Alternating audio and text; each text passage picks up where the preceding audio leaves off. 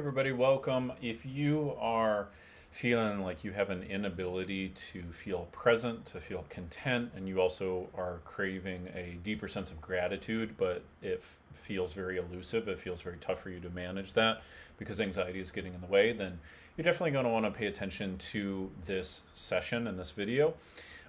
My name is Hicks. If you guys are brand new to our community, welcome. I'm the founder of mentalhealthcoaching.com and the SSS conditioning method. We put this content out there for you guys every single week because I used to struggle with severe anxiety and I was suicidal. I had very bad depression, and traditional therapy and medication just didn't really work well for me, so I had to find my own way to overcome both those issues. I've been anxiety and depression free for over 10 years, and we've helped over 500 clients achieve the same result. And we want you guys to have the tools to get the mental health that you deserve. So, hey Carla, hey Kim, I see you guys joining live. Thanks for the comments. If you guys can hear me okay, just go ahead and put yes in the comments if you don't mind. It'd be really, really great and helpful. And I'm really excited today because I'm going to be sharing a lot in a very short period of time.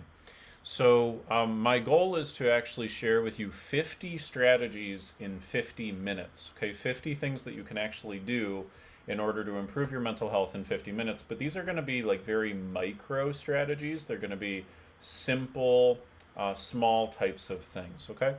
And again, what we're after today is to make sure that you can achieve more of a sense of contentedness and more of a sense of gratitude. Because when I speak with you guys, whenever I do my free sessions with you guys or we do our consultations, one of the big complaints I hear from you guys all the time is that you're not able to feel present, you're not able to feel content, you're not really feeling joy or happiness in your daily life.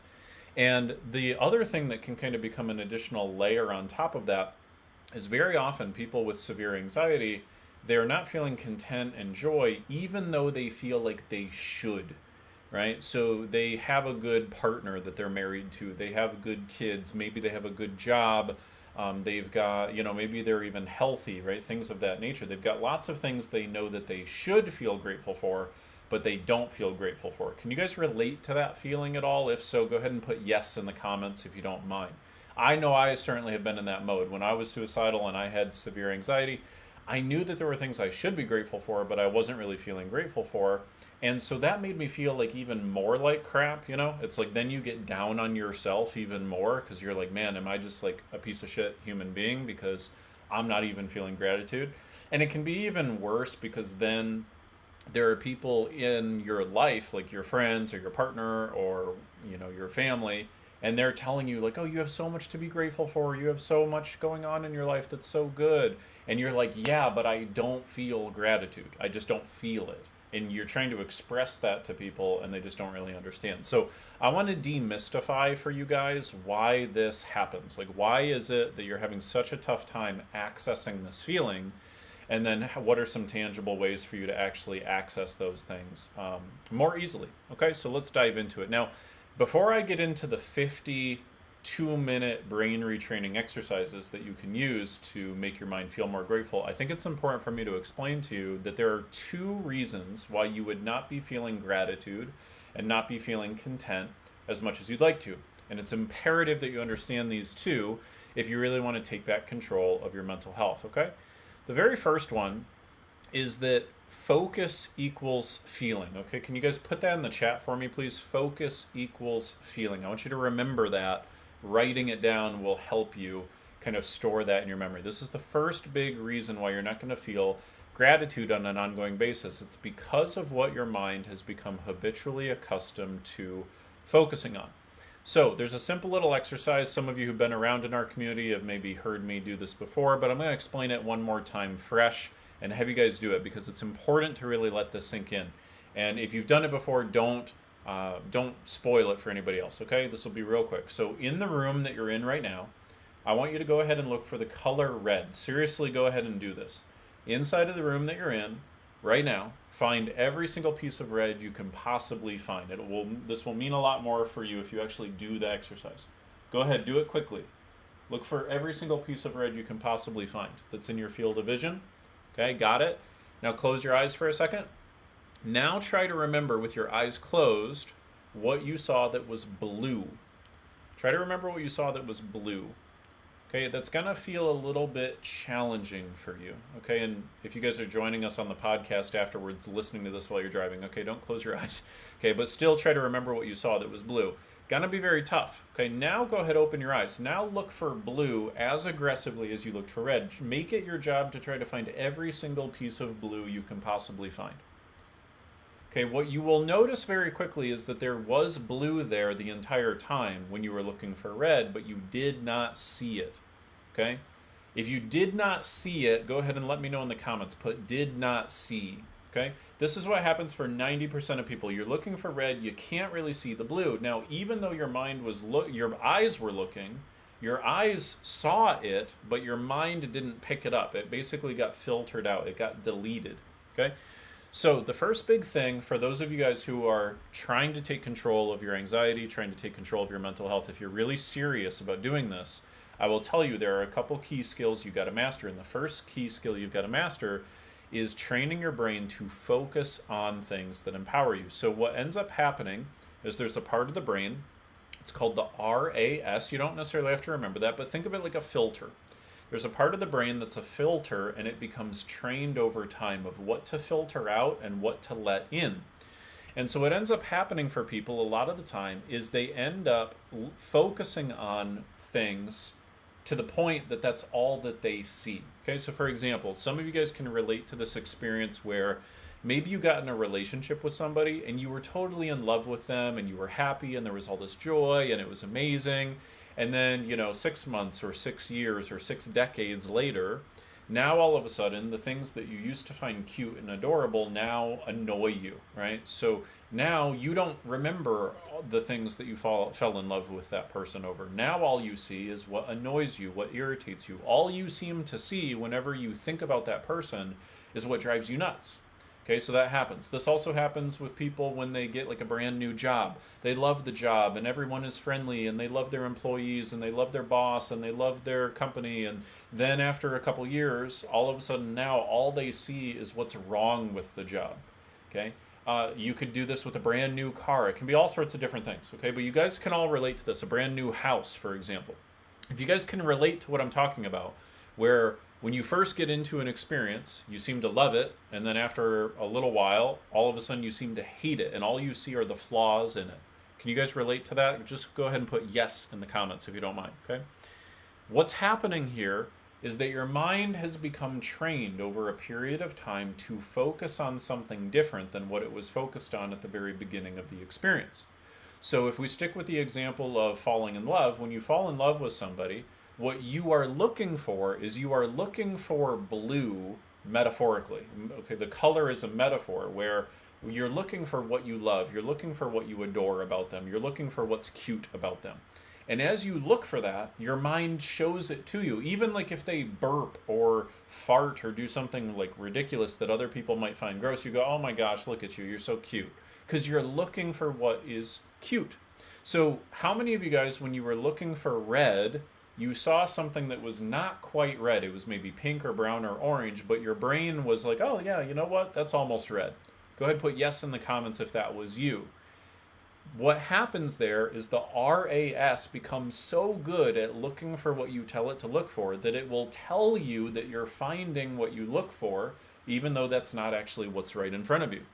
And so what ends up happening is if you look for what you love about somebody, all of a sudden your brain will go, oh, you know what? I also love this about them, and I also love this about them, and I also love this. And all of these tiny little, simple little things that nobody else seems to love about them, you love about them, and you're like got stars in your eyes where everybody else is like, I don't really see it. And it's because you're looking for what you love about them. So you start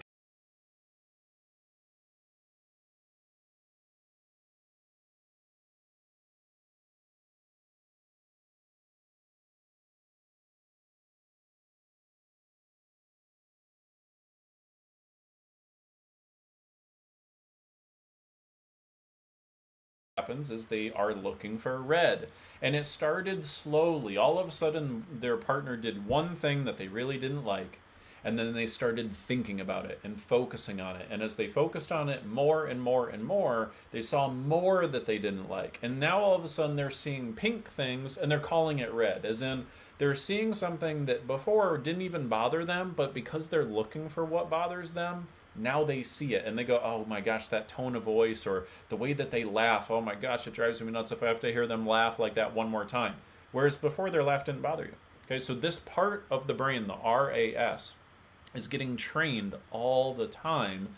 The problem is that it's usually getting trained by our responses to our environment. In other words, it's usually just getting trained unintentionally, unconsciously, right? We are not training it, but it is getting trained in response to our environment. So if you learn how to take control of this part of your brain, then you dramatically impact all of a sudden how you experience your world. Because when people are so used to seeing red, what they believe, listen closely to me now, because you might have not thought that this is relevant to you, but this is where it gets really relevant to you. So really pay attention, please. Okay, I really want to help you. People start to believe that they are living in a red world, as in, and red is a metaphor, right? So they start to think that they have no opportunities. They start to think that their marriage is over. They start to think that nobody likes them. They start to believe these big, wide, sweeping things about their entire world or their entire identity, when really what has happened is they have just gotten used to focusing on all of the obstacles in their way, or all the things that they dislike about their partner, or all the instances in their past when people didn't like them. And so as they focus on it and fixate on it and they're looking for red, they start seeing lots of stuff that's pink and brown and orange, and they go, oh, see, that's red. That person doesn't like me, and I'm never going to be able to move forward because of this thing and that thing and this thing. And so what they end up doing is they feel trapped, because now all of a sudden they only see red. They wake up in the morning and they feel anxious. Why? Because they keep imagining something bad's going to happen, or they only think about what is missing in their life. Okay, as opposed to what they actually have. And it's because this part of your brain has made you colorblind. This part of your brain has deleted out all of the opportunities that you have, or all the things that there are to be grateful for, all of the resources that you have, all of the things you can do to make it better. Your brain will delete those things out if you don't take control of your focus. So when it comes to gratitude, almost always we're not feeling gratitude for things because we have deleted things out. This is the first reason we don't feel gratitude. Okay, can you guys put the word deletion in the comments, please? This is reason number one, is your brain will delete. Literally, it will become blind to the things that you're grateful for. And in fact, I'll show you this in exactly like this, okay? Right now, I want you to think about what is one thing in your life that if you wanted to be grateful for it, you could, but you haven't been grateful for it in a long while. You've kind of taken it for granted. Just think about that for a second and then go ahead and put it in the comments if you don't mind. Is it, I'll even answer for myself, the house that I live in, right? The fact that we got this house and got this mortgage right before the housing market went crazy, and now everybody else is paying crazy mortgage rates. We actually got a decent one. That's one thing I'm grateful for, but I haven't thought about that in a while. It could be the fact that I'm going to be seeing a couple friends this upcoming weekend, okay, that I haven't seen in over a year, right? It could be all sorts of different things. It can be a small little thing too, okay? But if you ask yourself a new question, such as what could I be grateful for if I wanted to, instead of what is missing in my life, it's like causing yourself to look for blue instead of look for red. And you start to see things differently. You start to feel things differently. So focus equals feeling, and when you change your focus, you change how you feel. So if you start focusing on what you have rather than what you don't have, I know it sounds so simple and so basic, but the trick is to actually do it in a repetitive way, in such a way that your brain becomes retrained over time. Okay, I see some really great examples in the comments. Your health, relocating to a new city, that's fantastic. I see deletion, deletion, deletion. Okay, great. So that's number one reason why you're probably not feeling gratitude. And these exercises I'm going to be showing you today are really simple and really powerful ways to train the brain to focus differently. The second reason why you would not be feeling gratitude is because of your mind distorting. Okay, the key word for number one is deletion. The key word for number two is distortion. Okay, can you guys put that in the comments, please? Distortion. What does that mean? Well, what that means is that the way that the human brain processes meaning and processes information is it distorts things. And there's lots of ways that it does this, but there are some simple ones. The simplest way to understand what we mean by distortion is your brain will create meaning through comparison. Okay, so you know how, like, when you first get to know somebody, let's say you introduce yourself to somebody brand new and you're meeting them for the very first time, what do you immediately feel an urge to do? What you immediately feel an urge to do is to find a connection, right? So you start to ask people like, hey, where are you from? What do you do for work? How do you know so and so, right? And what your brain is trying to do is it's trying to connect this person you just met to something else that you can understand already, right? So if they say, oh yeah, I'm from Memphis, Tennessee, you go, oh my gosh, I spent a weekend in Memphis, Tennessee. So you're able to connect them to some type of memory or experience that already exists in your brain. This is how the brain learns. This is how the brain processes information.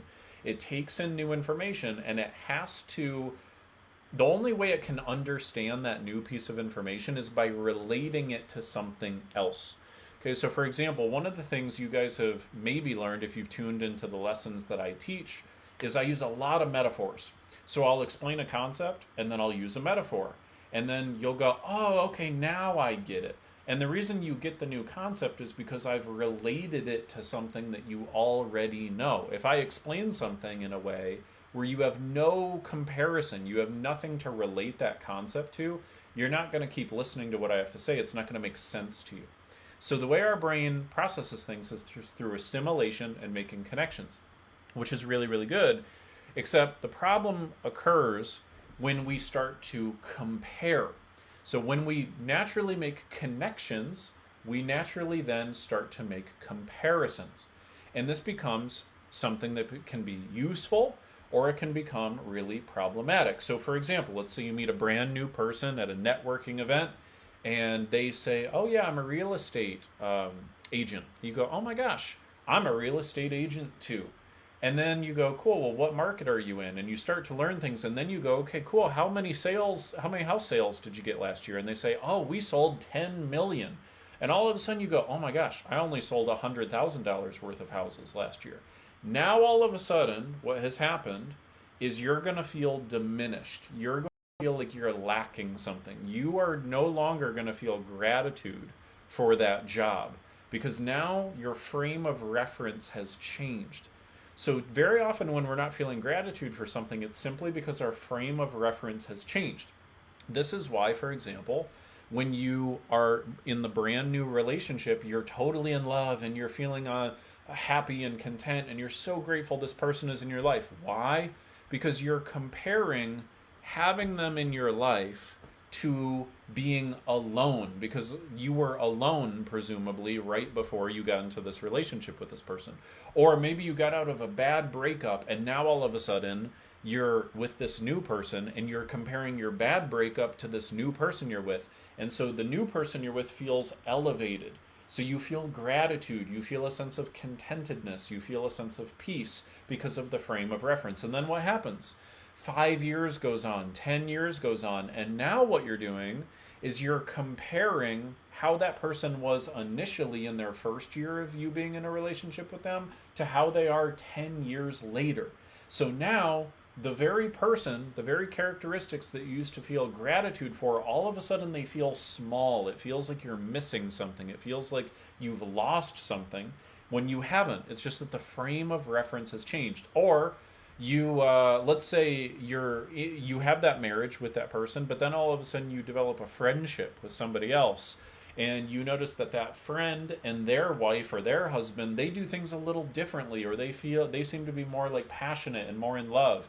Now you start to compare your marriage with their marriage. So now all of a sudden the frame of reference has changed. We do this all the time. We do this with our health. We do this with relationships. We do this with our careers. We do it with very simple stuff. We do it with our kids even. I've seen this all the time where parents are like, well, you know, I can get through with my daughter, but I really, really have a tough time getting through with my son. All of a sudden, you compare your daughter and your son, it seems like there's something wrong with your son. It's the frame of reference. And now you're not feeling gratitude for the thing that you used to feel gratitude for. So it's usually these two things. It's either deletion or it's distortion. So changing your frame of reference will change everything. In fact, this was exactly what started my journey of getting rid of my anxiety and my depression. When I was hospitalized, I was in a mental hospital for 10 days, and I encountered a young woman, and she was ironically filled with joy. The reason why she was in the mental hospital, it was a juvenile psych ward, and she had gotten placed there by a family member to try to get her away from her father. Her father was physically abusing her. So she actually was a very joyful, ironically, girl, and she was very pleasant, and she was very content, and she was like one of those people like where she wasn't faking it. I thought she was faking it, but she really wasn't. And what was fascinating to me was that in that moment, I realized, okay, all of a sudden, I realized that she's able to feel happy. She's able to feel content. She's able to feel joy, even though her father beats her. And I thought that I had a really bad home life, and my parents had never laid a hand on me, ever. And so all of a sudden, my frame of reference changed, right? Before, I was comparing my home life and my relationship with my parents at the time to some idealistic picture of how I thought it should be. And so when I made that comparison, it made it feel like I had the worst childhood imaginable. The reality is my childhood was really not all that bad. It's that I was missing a different frame of reference. So as soon as this girl came and gave me a different frame of reference, it no longer felt like I was missing something or I had been robbed of something. All of a sudden it felt like I had things that other people didn't have. And so I started to actually feel gratitude for the things that I previously used to disdain and be totally upset by. So your entire worldview can change like a snap of the finger if you change your frame of reference. Okay, all it takes is for that to occur. I'll give you one other example, and then we'll get into the simple strategies that you can start to use. I had a gentleman I was working with recently. He had survived some very serious trauma. He had some family members who had abused him physically and sexually. And so he too was comparing his childhood with the alternative version of how he thought it should have been, which was without the trauma. So when he compared those two together, it very much felt like, of course, he had been robbed of things and he had been taken advantage of, which he had, but he was very focused on it. He was really associated to that, and he felt it. And so then all of a sudden things changed when I asked him a question. I said, well, I want to ask you a question that may not be easy to answer, but I know that there is an answer. And the question is, what are the unexpected gifts that came from your trauma? And he at first was like, oh, there's no gifts. And I said, no, there are some. We just have to look hard, right? Remember the blue, because all he saw was the red. I said, no, we're going to look for blue here. What are the unexpected gifts that came from the trauma? And I kind of had to help him along a little bit, but I asked him, look, you have a really good home life now, right? He said, yes. I said, you've got great kids, you've got a great relationship with your partner, right? He said, yes. And I said, why do you think you have such a great home life? And he said, well, I think it's because I'm compassionate, I'm empathetic.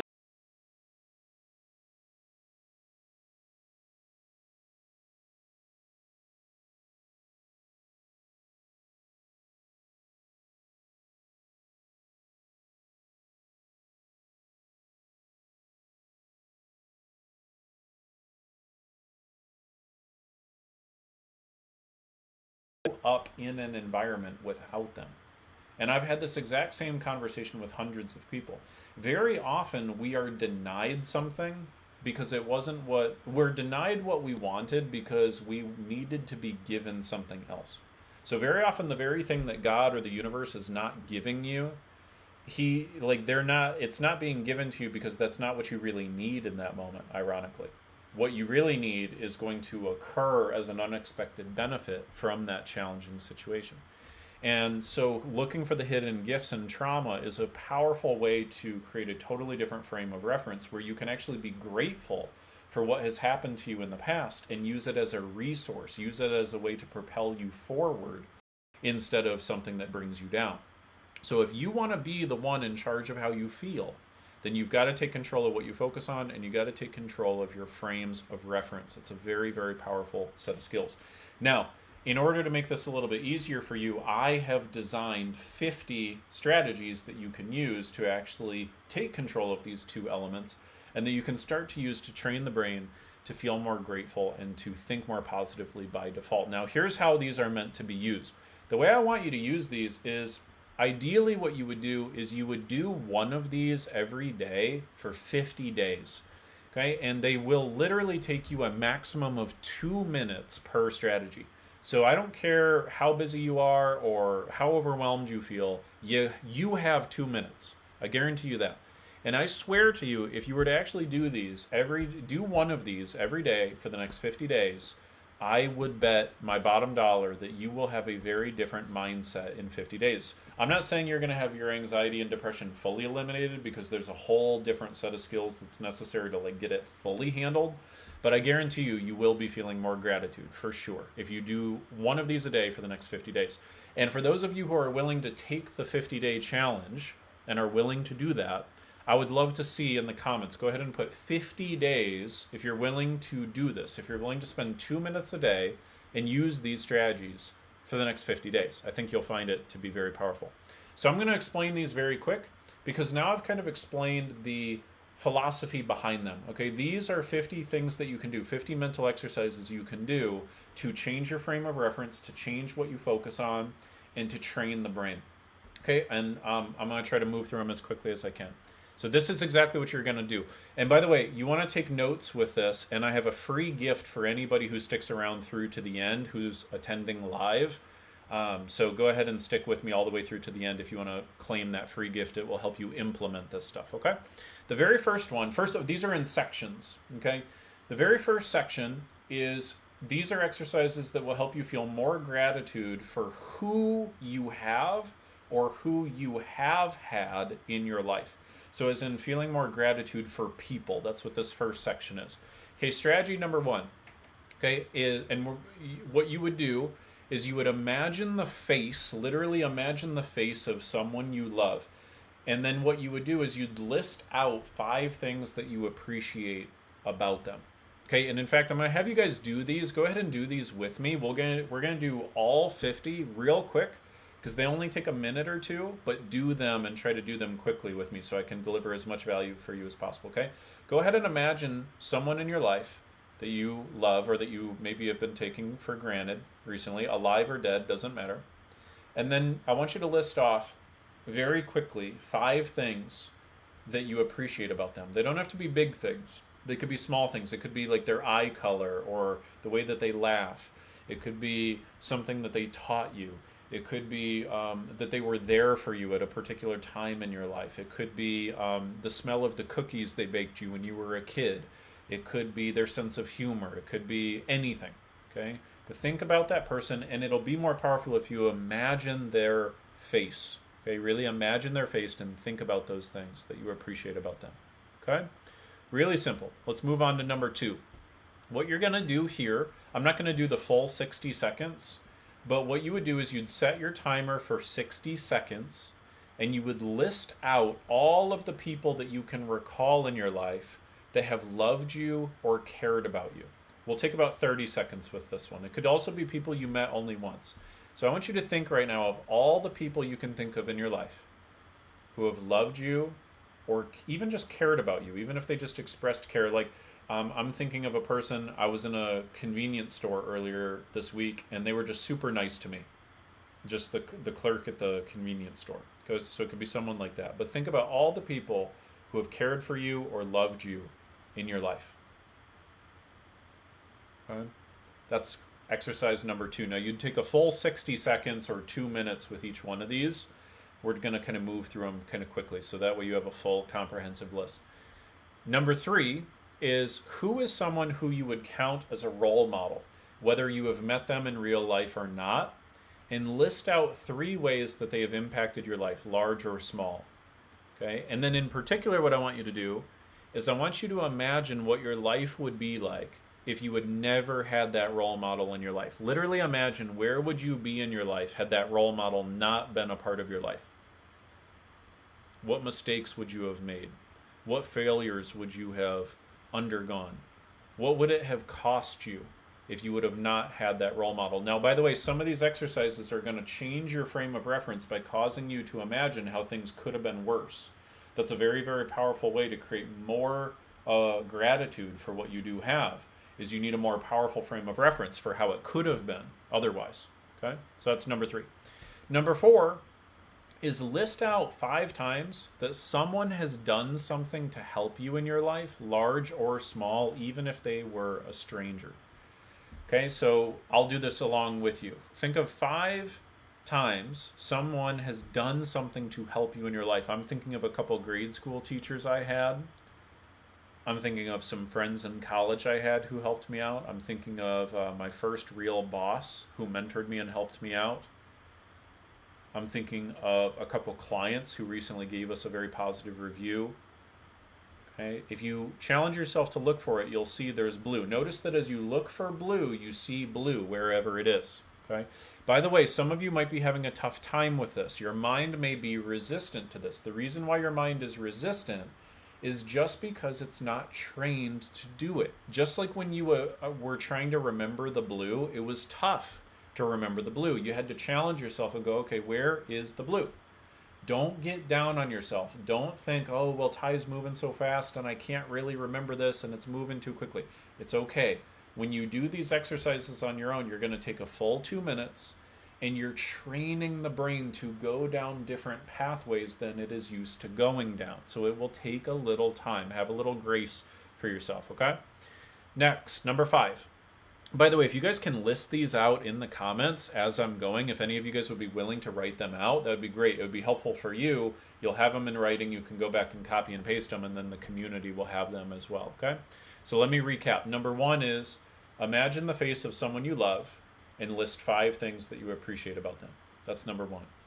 Number 2 is set your timer for 60 seconds and list out all of the people you can recall in your life that have loved you or cared about you. Actually, let me see. Maybe I can put these in the comments here. Oh, here we go.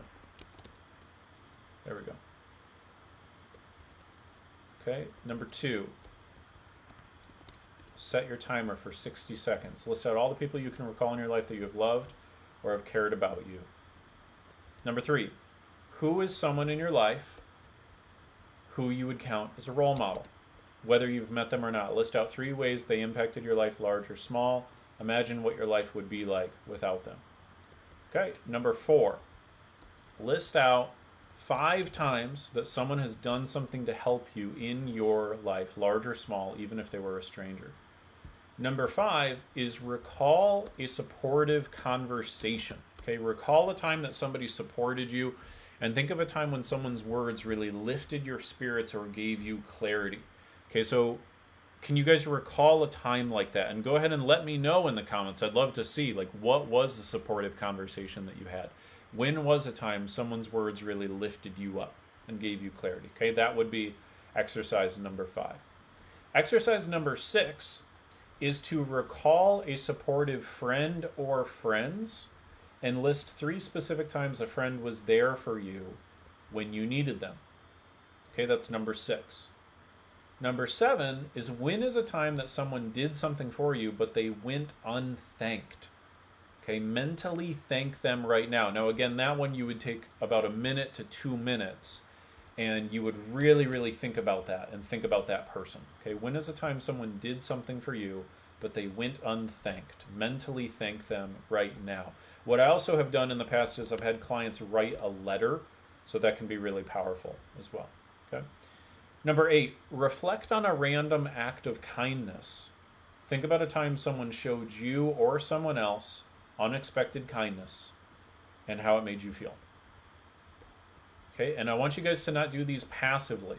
Okay, I really want you to remember these as clearly as you possibly can. Okay, try to remember them and really focus on them. Okay, number 9, picture a childhood friend. Okay, so if you picture a childhood friend, reflect on the fun and joy you shared and how those experiences contributed to your life today. That's number 9. Okay, now we're going to move into the next section. Next section is gratitude for your physical body. Okay, so these are all things that will cause you to feel more grateful for your health, for your physical body, for your abilities, for your resources. Okay, number 10, are you able to physically see? List out 5 things that you have seen in your life that you would have been devastated if you would have not seen them. Think about 5 things in your life that you would have been devastated if you would have never seen them. Maybe like the birth of a child, or a lot of you guys who are parents will think of a lot of things with your kids, like when your child took their first steps or their first words, or something along those lines. Think about things that you would have loved to have seen, or it could have been a place that you visited, okay, a place that you would have loved to, that you were so grateful to have soaked up the sights. Think about what it would be like if you would have never been able to see those things. How taken for granted your eyes are and your eyesight is. All right? Now, this next one, 11, is a little more powerful. And it's sometimes we can feel gratitude by focusing on what we have no longer been focusing on, right? So that's kind of the positive way to feel gratitude. There's also a way to feel more gratitude in reverse, which is to imagine what things would be like alternatively. So number 11 is imagine going through an entire week of your life without the ability to see. Some of you guys know last year my wife actually went blind for 6 weeks. She had a complication. She had a side effect with her chemotherapy, and we thought everything was good, but then all of a sudden she went blind, and we didn't know if she was going to be blind permanently. The doctors were basically giving us no answers. And so she was like 98% blind. All she could see was tiny little slivers of light, okay? And when her vision came back, even just by like 1%, it was amazing how much gratitude she had, because her frame of reference was total blindness. And then all of a sudden when she had 5% vision, it was like, oh my gosh, this is amazing. So it's pretty crazy. Imagine what your life would be like without the ability to see. For her, it was wild. She had to depend on me for all sorts of stuff. She had to depend on her memory. She couldn't do like 80% of things the same way that she used to do. Okay. Now, number 12 is very similar. Are you able to hear? Are you able to physically hear? Okay. If so, I want you to list out 5 things that you cherish having been able to hear in your life. Okay, and then 13, you can kind of see where we're going with this, is imagine going through an entire week of your life without the ability to hear, being completely, totally deaf. What would it be like if you did not have the ability that you currently have to hear? Okay, next one, are you able to walk? All right, are you able to walk? List out 5 places that you have enjoyed walking through. And then number 15, imagine going through an entire week of your life without the ability to walk. What would it be like if you had absolutely no mobility and no ability to walk? That'd be pretty powerful, right? That'd be a really powerful comparison. Number 16, do you have the ability to sense through your touch? List out 5 things you've touched in your life that you're really grateful for. Now, by the way, when you guys are doing these each day, what you really want to do is kind of treat it like a mini meditation. So like really imagine the things that you were able to touch. Like maybe I would think about my little brother, for example, when he was born, being able to touch his soft little head. All right, that was such a precious little thing that I was able to touch. I remember one time I stayed at a fancy hotel, and the really fancy sheets, like the 1,000 thread count sheets, right? So just, you want to think about it and imagine those feelings like being back on your body. That's going to make it powerful from a gratitude perspective, okay? Really bring back the sensations. Number 17 is imagine going through an entire week of your life without the ability to sense, touch, without the ability to feel things, okay? Could you imagine how difficult your life would be? Be very, very powerful. 18, are you able to smell? List out 5 things that you loved smelling in the past, okay? Number 19, contemplate what your life would be like without the ability to smell. 20, are you able to taste? List out 5 things that you've tasted in the past that you really loved. 21, contemplate what life would be like without the ability to taste. 22, are you able to use your hands? List out 5 things that you do every day with your hands that you take for granted. Number 23, contemplate what life would be like without the ability to use your hands. 24, contemplate what an entire week would be like in your life if your current capacity to breathe was reduced by 50%. My father-in-law recently had this issue. He's got an issue where basically one of his lungs is completely shot and he's only able to really breathe with one lung. And can you imagine that? Imagine like your ability to breathe is reduced by half. Can you imagine how more difficult things would be for you? Really, really powerful, okay? This next section is gratitude for where you have been. Okay, number 25 is I want you to recall a place that you once visited.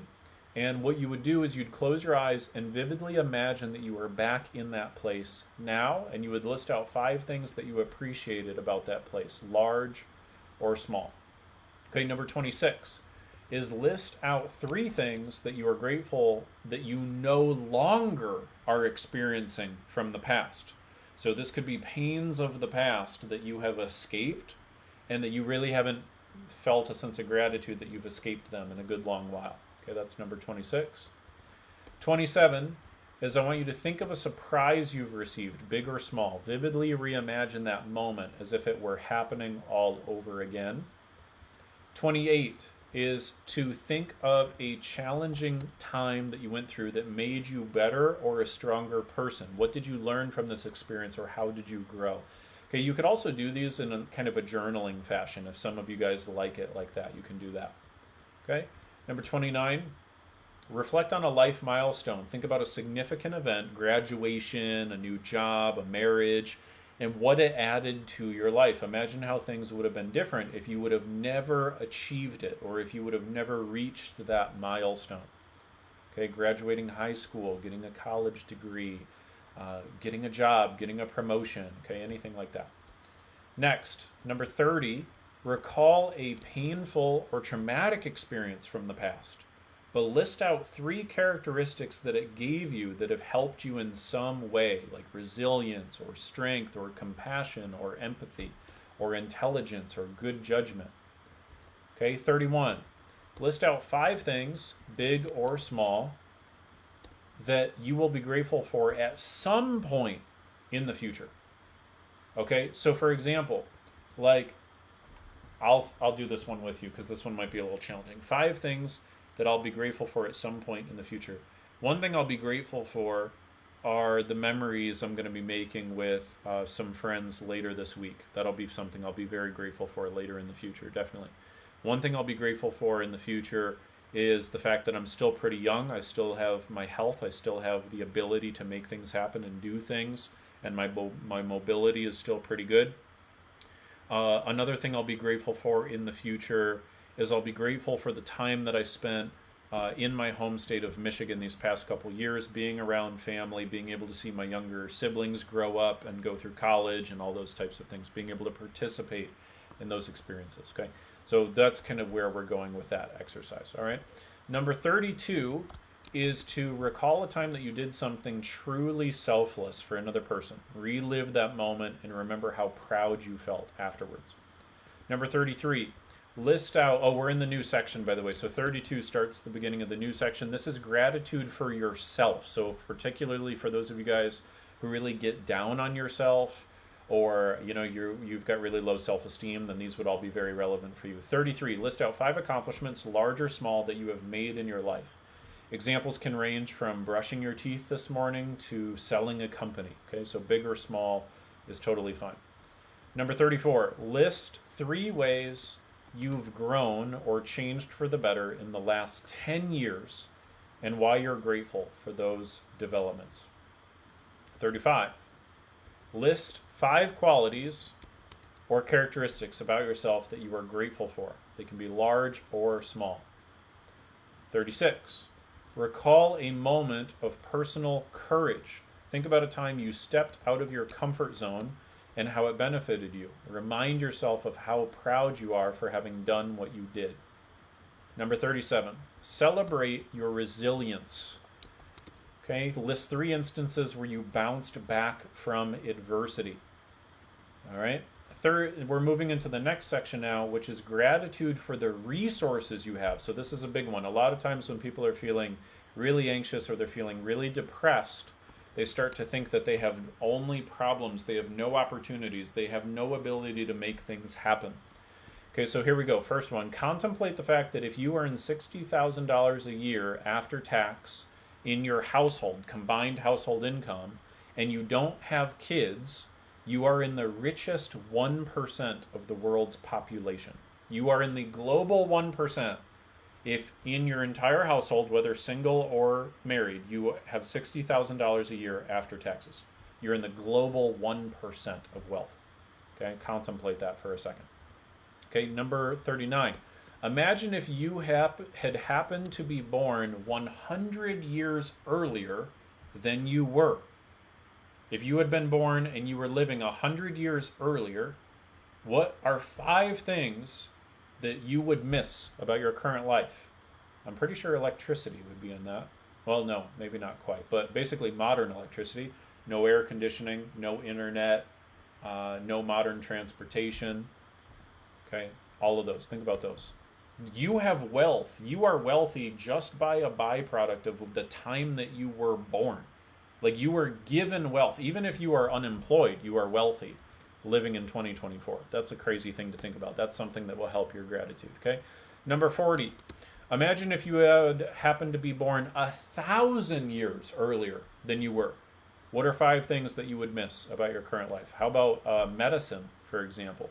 If you particularly are a woman or a person of color, you're really going to have a really, really tough time 1,000 years previous. I mean, you're going to have a tough time 100 years previous, definitely, too, but it's going to get way worse 1,000 years ago. Okay? Average, I'm pretty sure the average lifespan was like in your 30s 1,000 years ago, right? Okay, number 41, list out 5 things that technology enables you to do that improves your quality of life, that you totally take for granted. Contemplate what your life would be like without these tools. Imagine what your life would be like without your smartphone today. If you had no cell phone, imagine what your life would be like. If you had no access to internet, what would your life be like? Okay. Number 42, list out 5 things that you have in your life that you have forgotten that you take for granted and that not everyone else has. Okay. Imagine what life would be like without these things. I'll give you an example. A roof over your head would be one example. Knowing where your next meal is coming from. That is something that approximately 1/3 of the global population doesn't even have access to. Think about that. About 2 billion people don't have the quality of life that you have from a sanitation standpoint and from a reliability of food standpoint. Okay, that's something to be grateful for. 43, list out 5 simple things that you enjoy, even mildly. Even mildly. Examples could include the smell of a cup of coffee or the feeling after you cut your fingernails. Okay, I don't know, that was the example that I wrote down that day. I think I had just cut my fingernails and it was feeling really nice. So sometimes we delete out, remember what I was talking about deletion? Sometimes we delete out even the simple pleasures that we could experience, okay? So this is a way to train your brain to bring all of those things back, okay? You notice how each of these things is either training your brain to change your frame of reference or it's causing you to undelete and reclaim something that you previously deleted. Number 44, appreciate your home. List out 3 features of your living space that bring you comfort and joy. 45, value your education. Reflect on what learning opportunities have opened doors for you and enriched your life. Imagine how your life would be if you never would have learned what you have learned. So I would say think about, first of all, your schooling and your education as one standpoint, but then think about even the lessons you've learned through making mistakes. Okay, think about all the licks that you've taken throughout your life and the things that you've encountered, okay? And now we're going into the final section, which is gratitude through contemplating what other people don't have, all right? As of today, oh, here's the actual statistic, so I think maybe I misquoted myself earlier. As of today, 46% of the global population doesn't even have access to basic sanitation, including toilets or showers. So I want you to vividly imagine, visualize in your mind and imagine living a life where you do not have access to a toilet, you do not have access to a shower, you do not have access to clean water, what your life would be like. That's how 46% of the global population is living right now, today, in 2024, Other human beings, billions of other human beings are living their life like that in the world right now, right today, as we talk on the internet right now, okay? They don't even have a toilet, but we have internet. 47. As of today, 9.2% of the global population are malnourished and frequently going without the food that their body needs. That's almost 10%. That's almost 1 in 10 human beings on the planet. Vividly imagine what a week in this lifestyle would feel like compared to your lifestyle. So there's a charity that I'm very passionate about, I donate to, called Liberty in North Korea. And for those of you who are not aware, North Koreans are probably some of the most oppressed people on the entire face of the planet right now, and they have been for decades. There are prison camps. There are 6 prison camps inside of North Korea that are basically the equivalent of a World War II concentration camp that the Jews were put in. They are tortured, they are imprisoned, there are children that are born there and live their entire short lives there. There are people who are tortured every single day. They're malnourished. They have forced labor, and that is happening today, right now, at this exact moment. There are millions, tens of millions of North Koreans in prison camps that are living that life. Right. Meanwhile, I'm thinking now of the things I was complaining about earlier today that seem completely inconsequential. Okay, number 48. List out 10 things that you possess that improve your quality of life that a homeless person does not have. And then 49, consider a time you had or someone you loved had access to health care.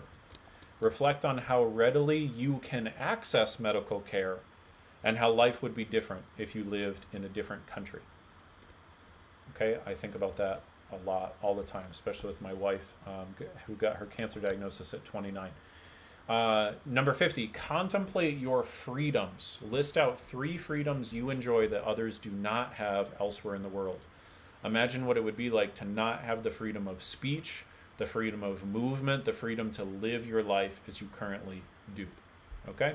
So that's all 50. Now, for those of you guys who still stayed on live, okay, we do have a free gift. What we're going to be doing is my team is going to be assembling these 50 into a worksheet, basically like a little mini ebook, where you can use this as a journaling exercise. You could print it out, you could do these once a day, or you could do these in kind of a marathon. If you would like that, go ahead and put PDF in the comments. We'll message you, we'll get you a free link to download that and access that, okay? Now, here's the 2 ways that you want to use this strategy. The first way I would recommend you do this is I would do a gratitude marathon. I would literally do all 50. I would set aside an hour or 2 hours and go through every single one of these exercises in a row. If you want to get a very, very powerful kickstart of retraining your brain, do all 50 in a row. Okay, that would be a really, really powerful way to do that. And then number 2 is what I would then do is I would do one of these every single day. Now remember, these are meant to be 2-minute exercises. So I breezed through them right here, but you want to make sure that you spend 2 minutes to really take the moment and focus on it or really write it out. And it's going to feel challenging from time to time, but the key is to stick with it and make sure that each day you get a little bit further along, piece by piece by piece, okay? So we're happy to give this along to you guys. And then lastly, just got to pay the bills real quick. We are doing a special promotion for any of you guys who want to become clients. We will help you. I'll literally work with you directly one-on-one for 90 days to help you get your anxiety and depression reduced at least 75%, or I continue to work with you for free until you do. And we also are now modifying our program where you get to try the entire first week before you commit. So I'll do my very first session with you, and then you'll go through the very first week of the curriculum, and if you don't love it, then you'll get a completely full refund, right? No questions asked. So that way you get to have absolute certainty.